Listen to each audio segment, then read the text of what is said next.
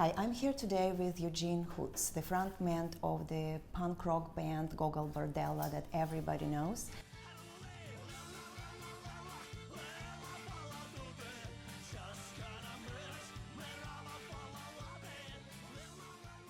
A lot of people know that Eugene is from Ukraine, and this year you've been very active supporting Ukraine, playing concerts, fundraising for Ukraine, bringing awareness, and I would like to ask you a little bit more in detail. What was it like for you this past year after Russia started all-out war on Ukraine?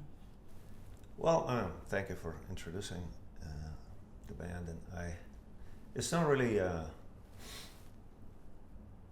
it's not just this year. I mean, the story goes a lot farther than this year, and for people who are just finding out about it, it is something that came to like undeniably catastrophic proportions, so they have to pay attention to it now.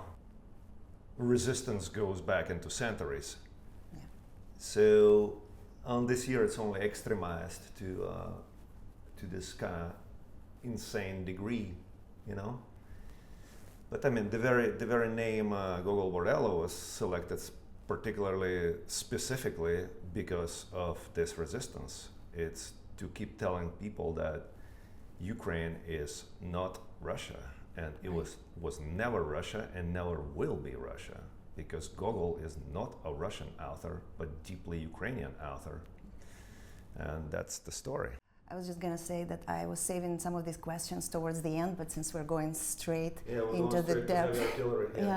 Well, I feel like there is a lot of decolonization is happening right now, and Ukrainian culture is trying to take up the place where we are no longer under the shadow of Russia, and it looks like you are doing some of it. So tell me a little bit more about it, your work with Ukrainian artists, facilitating this connection between the Western world and Ukrainian art and music.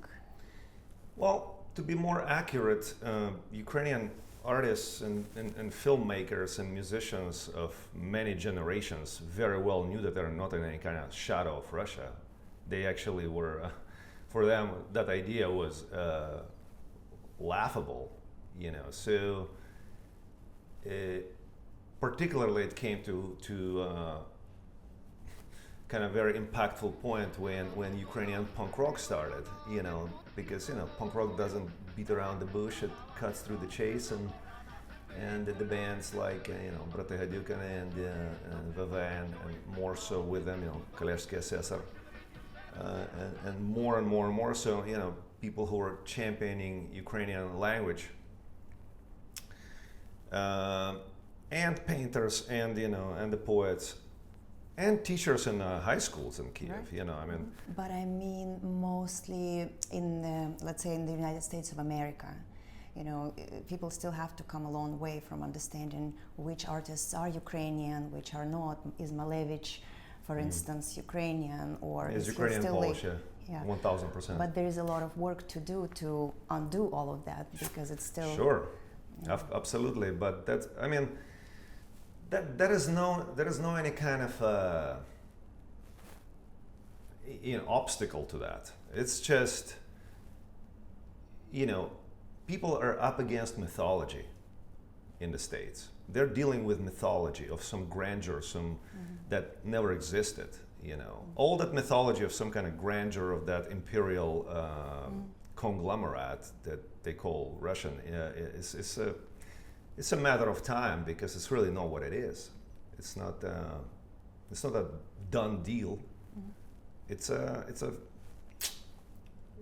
propagandistic idea, and now through their own doings, they're showing to everybody that that's what they are. As Forbes, we write a lot about startups, about entrepreneurs, and there are companies that a lot of people didn't connect with Ukraine at all in the past, like Reface or the band Revolut or PetCube. They originated in Kiev before Ukraine became the center of the news, and now we're talking about artists and musicians going back, decades, who are connected to Ukraine. I also observe that right now, especially here in New York, there is some sort of like cultural renaissance happening with a lot of Ukrainians coming here and creating some interesting, beautiful things like this, the show Radio Force 77. You know, musicians are coming. There's going to be Ukrainian contemporary music festival in the Kaufman Center. So there are a lot of Ukrainians from Ukraine coming. There are a lot of Ukrainians who just lived in America, did not identify much with Ukraine, but just created art, and they're coming together. And then people like you, can you tell us a little bit more about what you're doing? I guess the story goes is that, you know, Ukraine is a very kind of a humble nation, and in a way, it's probably been too humble for its own good, for, you know, centuries, because the impact is here, but you know, those people who make that impact, they keep it super chill and cool, and they don't brag about it. And then I've met quite a number of, you know, Ukrainian, you know, prominent people that we didn't even get to that subject of their Ukrainianness or whatever. That was not an important thing. We're living in New York City or whatever it might be, in Vancouver or Toronto or London. Like, that was not why we were speaking. We're speaking because we're talking about, you know, music or culture or whatever we were discussing, and that was not our unifying force. It was a very cosmopolitan walk of mentality, you know, which is very progressive, you know. And then I would meet those people, those exact same people in like Soyuzivka, upstate New York, in Ukrainian Celebration. And I was always blown away, actually, how well preserved Ukrainian culture was here in the, you know, so-called diaspora. It's not a favorite word of mine, but it's there, you know. I mean, whatever you call it, the Ukrainian identity was preserved here in much more colorful sense than during the Soviet Ukraine. It's a fact. Well, just to give an example, I think these days we talk about Andy Warhol and Calvin Klein going back to Ukrainian roots, being immigrants. Their parents are immigrants from Ukraine. Yeah. I mean, I think Andy Warhol's story has kind of been pretty told at this point. Or, I mean, we knew that like since forever, but maybe that's like news for other people, you know. It's like the Carol of the Bells too. Yeah, I mean, a lot of things. I actually will. You know, the thing is that generation in 20th century, several generations were very much on a kick of, especially amongst artists, being on a kick of, I'm going to go and be whatever I think I would like me to imagine be. That was their drive. That's very Kerouac. That's very, you know, Bob Dylan and Andy Warhol and Lou Reed, you know, and all the greats, you know. But so they never really bragged about that, you know, about the roots. But you know, all their families are tracked back to Odessa and you know, Lviv and you know, Zohar Mazoch and you know, Venus and First. That whole like cluster of kind of subcultural iconic ideas is how that particular area of Eastern Europe, how its mental and artistic and spiritual vector, it's actually very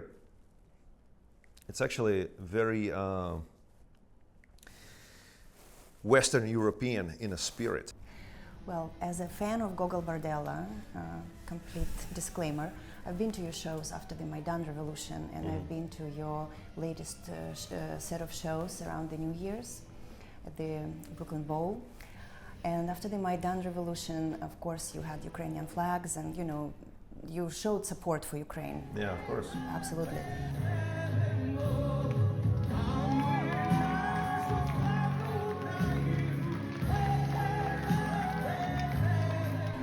But what I saw around this New Year's Eve, it was way more Ukrainian than ever. There were Ukrainian flags, you brought Ukrainian defenders with you, you were singing in Ukrainian. It was amazing. And there was one American who looked at all of this and he said, I have never been at the more political concert in my life. So can we talk a little bit about that? Can music be not political? Can artists stay out of politics? Or what is happening in that area for you as a musician? Of course, it can be, but not during times like this. I mean, it's all about context. So in this context, anything anybody does right now is political. Do you think the world right now is united more or less in its support for Ukraine a year after the war started? I mean, a year after full-scale war started, because we know that it started in 2014. Yeah, of course. Well, of course it is. I mean, that's kind of self-evident. The situation is transforming, but the main thing one of the main things that's getting transformed is uncovering of actual Ukrainian identity, and for people to keep understanding and keep learning that the whole idea of them saying to you, oh, you're from Ukraine, that's like part of Russia, right?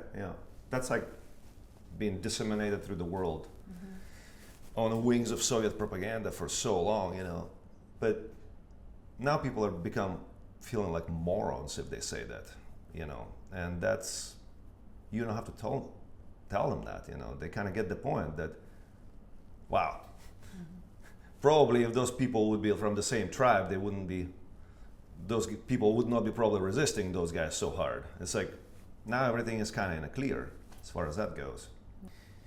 As of now, there's with a kind of uncovering and global, education about like Ukrainian identity, Ukrainian language became a kind of a more of an emphasized thing. But for people born and raised in Ukraine, that is not an issue. Both of those languages come from that territory, and there's absolutely no really any kind of beef about that. So this whole idea that, oh, these people here talk in Russian, they might be pro-Russian, is completely idiotic. Nobody who speaks Russian, I mean, half of my family speaks Russian, so what? It's a technology, language is technology. They just exchange information and move on with their day. So, well, it's also a tool of propaganda, and it becomes a weapon. And in the time of war, a lot of artists chose not to use it because they want to separate the space. But of course, right now, it's a more of an emphasized thing, and it should be more emphasized. As for entire cultural presentation, yes, I'm there too. But as far as like the street level of Ukraine, day-to-day operation, there is not any kind of it's not a politicized issue. Here or back in Ukraine, I mean, when we were there in August, you could speak either way and people will reply to you in either way. That is not an issue. That is like that. That is a really irritating issue, actually. Tell us about your trip to Ukraine. You were singing, your band came to sing for the Ukrainian defenders, for the forces. Obviously, Cultural Front has played a tremendous role in a flow of, of this last year. So it's pretty undeniable to what it can do. But even when you do it in a, by bringing people together and by introducing people to each other and by fundraising and humanitarian causes and all that, it still feels like it's somehow not enough. And I know that a lot of people are driven by this feeling during the war that whatever they do is like they need to do more for it, at least in my circle, and so we've been thinking about going there and being more tangible, since as soon as it started, and it took a while to put together because it's chaos of war. I mean, that visit was very much like, that was not about seeing friends and relatives. I did not see anybody from my friends and relatives. It was all about really actually doing this particular mission and for guys and, you know, on a military base and also refugee hubs, you know. And by going there, it also, I mean, it was incredibly, you know, reassuring